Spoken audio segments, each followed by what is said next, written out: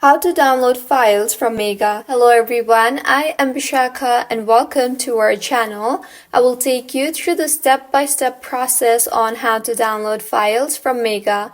Now let's get right into the tutorial. Firstly, go ahead and open the Mega application on your device and make sure you are signed in. You will be led to the home page of Mega and the files that you have uploaded in Mega will be shown in this interface. You can also tap on the file folder from the bottom left toolbar of your screen, and here too you will be able to see all the files that have been uploaded to Mega. Simply tap on the three dots beside the file that you want to download and a pop-up menu will appear. You will see various options here.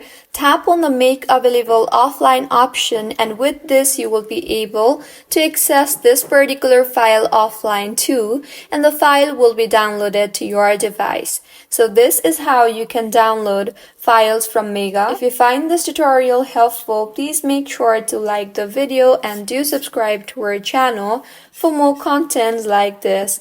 Thank you for staying with us until the end.